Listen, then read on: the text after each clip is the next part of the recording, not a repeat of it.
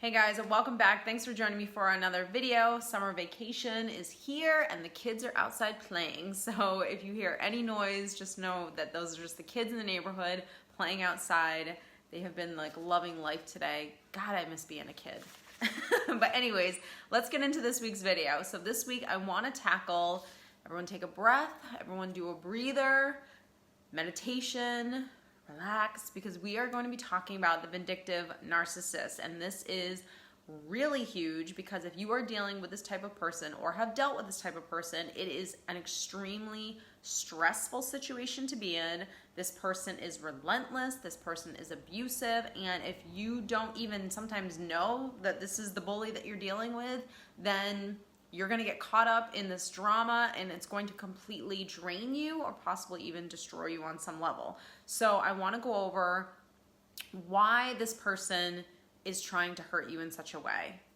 We need to understand this person so we understand, or not just understand, we need to understand them so we don't take what they do so personally, and we also need to learn coping skills ourselves in order to be able to deal with this person. So regardless how a narcissistically abusive relationship ends, one of two things are going to happen. Either the narcissist is going to discard you and ignore you intentionally, or if you did the discard or if you wanted the relationship to end, you might be dealing with someone who is extremely abusive and relentless. Regardless of how the relationship ends, at some point, you could very well see this person rear their ugly head.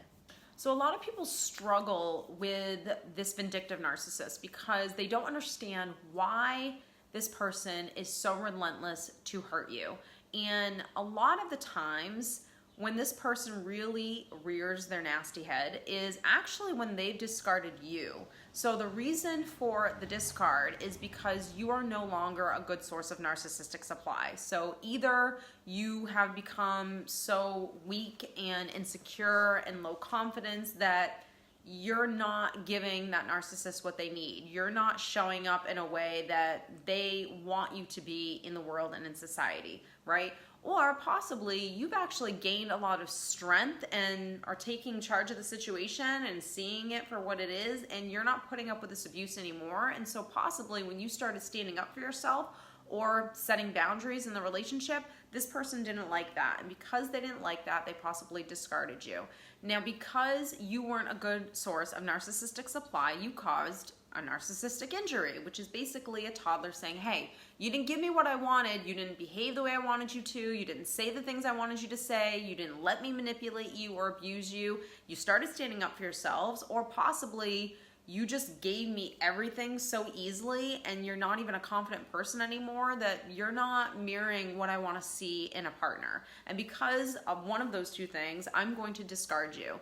And when the discard happens, either the person is going to literally leave your life like that and intentionally ignore you because that's their way of hurting you to make you feel like you didn't even exist, that the relationship didn't even matter, that it wasn't even you that they were in love with. Now they're in love with this new person, because there's always a new person around the corner, because a narcissist cannot leave a relationship without having another form of narcissistic supply ready for them.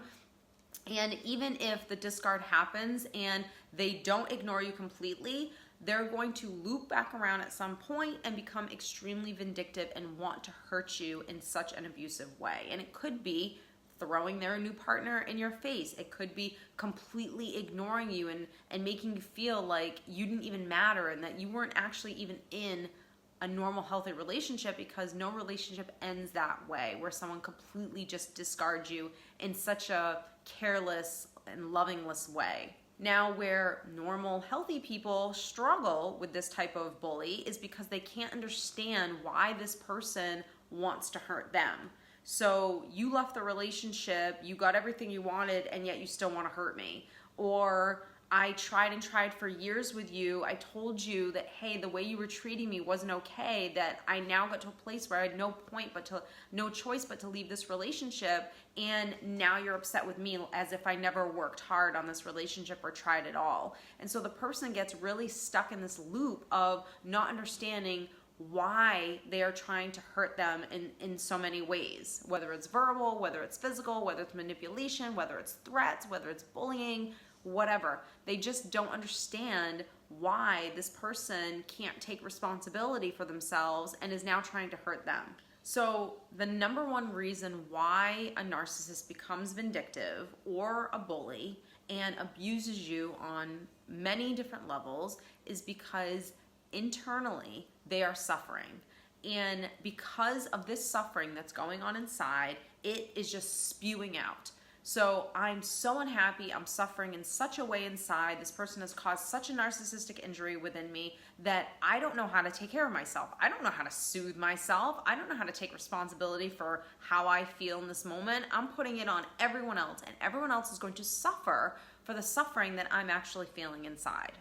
Now, because a narcissist is incapable of understanding, okay, what is it that I feel? What's really going inside? They never learned how to have that self-dialogue that you and I know how to have now that we've learned how to do it ourselves as well. So they don't know how to do that. So number one, not only do they not know how they feel, but they don't even know how to even remotely get to the place of understanding how they feel. And even if they kind of tiptoe on the surface of, oh, I feel bad because, or I feel unhappy because, or I feel sad because, they're immediately going to suppress that feeling and make it someone else's responsibility. So if I don't take responsibility for myself ever, and it's up to everyone else to make me feel good inside, to give me what I want, to let me abuse them, basically you're dealing with a child. And if you're dealing with a child, this child, because they don't know how to handle their own selves, they're going to hurt you, just like any other child would. If a child doesn't get their way, what do? They stomp their feet, they head to their room, they say, Mom and Dad, I hate you, or you're mean, you're not this, you're not nice, because you're setting a boundary, because you're basically saying, hey, you can't do this, you can't talk to me this way, you're not gonna just do whatever you want day in and day out. So because this narcissist never learned that, this is how they deal with life. They become very vindictive, and here comes all of the abuse and all of the threats and all of the bullying and everything else that they want to throw your way. Now, for a lot of people, this is an extremely painful situation to be in, because the loop of asking themselves all of these questions of, what did I do to them? Why are they trying to hurt me? You know, every single time I try to even just be a normal person, it's like they don't even care. How can they say these things and cut me at my knees? How can they try to manipulate me on so many levels? Why are they trying to shame me? Why are they trying to make me feel guilty for saying no, or just telling them how I felt, or anything? So the simple answer is, because they don't know how to deal with themselves, they are never going to understand the magnitude of their actions. They might know that they're hurting you. They might know that they're cutting you at their knees, and on some level it makes them feel good to see someone else suffer. It kind of eases the pain and the uncomfortable feelings that they themselves are feeling. And I know that sounds sick and twisted, but that's how this works. It's just basically a transfer of energy. Hey, if I see that I did something that got to you, then that means that I matter. If I see that I did something and it got to you and now you're upset, I realize that, wow, I actually have the power over someone else. Or look how terrible their life is now because I left them and they're single and they have no one, and now I have this great relationship because I deserve this great relationship, because what I think and what I want in every single moment is all that matters. So they're not able to actually have empathy.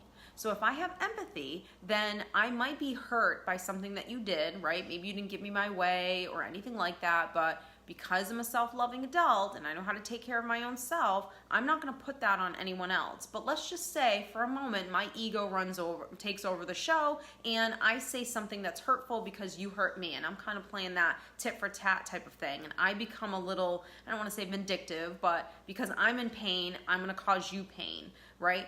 There comes a moment whenever we say something that we know we shouldn't have said, or did something that we know we shouldn't have did, because our ego is involved and we're feeling a certain way, whether it's disappointment or pain or sadness or whatever, we recognize, maybe not sometimes in that moment, because like I said, that ego completely took over, but we recognize at some point, hey, I did something, I said something that I shouldn't have, and I'm sorry, I'm gonna own my part, and I'm going to have empathy because I understand how badly I hurt you. This person is incapable of doing that. So because this person absolutely has no empathy, they have no ability to put themselves in your shoes, they're not going to understand why, like, they're not going to care, quite frankly, that what they're doing is so hurtful, is so vindictive, is a bully, is nasty. They're not going to see any of that. Even if a court of law says, hey, you're bullying, you're threatening this person, sometimes they still won't be able to see it. They'll still say, point blank to a judge, point blank to a police officer, whatever,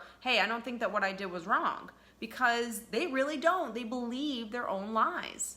So because they're unable to process whether or not something is over the top, and usually things are over the top. So if you've upset someone who's narcissistic, more than likely the reaction that you're going to get of anger, of frustration, and what they're going to do to basically get back at you in such a way because they're in so much pain inside, it's ridiculous. It's so uncalled for. It's so over the top that you can't even understand where that came from. It doesn't even match what, the events that just happened or the conversation that just happened, because you're dealing with someone who's emotionally immature, because you're dealing with someone who's a child and is unable to process what they think. And even if that ego does come through and they react negatively to maybe not getting their way, usually normal, healthy adults will still, if that ego gets in the way, will still react in a way that's a little bit normal based on what just happened or the conversation that just happened. Whereas a narcissist will go from 0 to 10 and all of a sudden you're like, whoa, like I just basically said no to you and now you're like cutting me at my knees. Like the reaction is so inappropriate that you often don't even understand how a person can get there, but it's because you're dealing with that emotional immaturity. Now, because you're dealing with someone who is severely immature, severely insecure, has a lot of emotional wounds going on inside of them, and luckily for us, yay, they know nothing about this. They don't know at all where their wounds are, they don't know where their insecurities are, and even if they did, quite frankly, they're never going to take responsibility for it. So because you're dealing with this type of person, at times you're going to receive that vindictive behavior, that backlash. Number one, constantly repeating that this has nothing to do with you, that this is just a reaction to all of the suffering that's going on inside this person. Now, in order to get to that place, you have to learn, this is why I've stressed time and time again, learning how to respond and not react. This is why learning how to hold on to yourself and seeing the situation, this is where we're removing ourselves emotionally from situations. We're understanding, okay, this is the person that usually, is vindictive. This is the behavior that this person usually gets. Where it becomes tricky is where you tend to see points with this person where they're normal, so to speak. So if you're getting like bouts of, them being reasonable or being understanding or working well together, just know that all of that is a facade, and all of that is just an agenda. So if I'm a narcissist, I'm going to work well with you. I'm going to be harmonious. I'm going to be understanding. I'm going to, let's work together on this, because ultimately I have an agenda and I'm trying to get something out of this situation. And most often when you see someone that is narcissistic, that is working well with you, a week later, they're asking for a favor. 2 weeks later, they're saying, hey, so you remember that time when I kind of helped you out? It's always an agenda. It's always a tit for tat game that this person is playing. It's just a control game.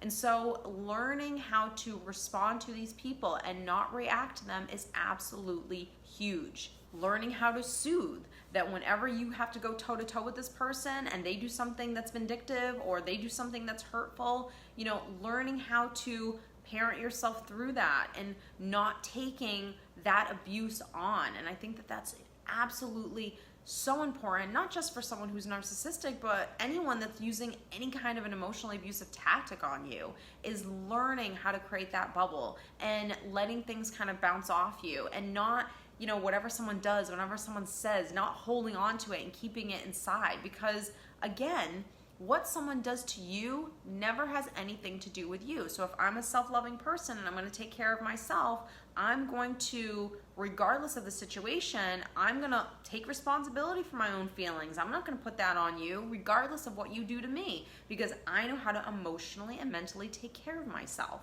So I hope that this video has helped you understand why a narcissist can become vindictive, and also give you some tips on how you can begin to kind of soothe yourself through these interactions, because they absolutely are difficult ones if you have to, you know, be in contact with this person. So if you're dealing with someone that you have to work with and you can't just quit a job tomorrow, if you're dealing with someone that you have to co-parent with, or even someone that, you know, a family member that you have to see from time to time. I always say no contact, but at times we just can't do that in certain situations. So I hope that this has kind of helped you to ease that frustration that you may have dealing with this person. If you have any questions or comments, please leave them down below. I will leave all of my private coaching information down below as well in the comments section, and I will see you next week.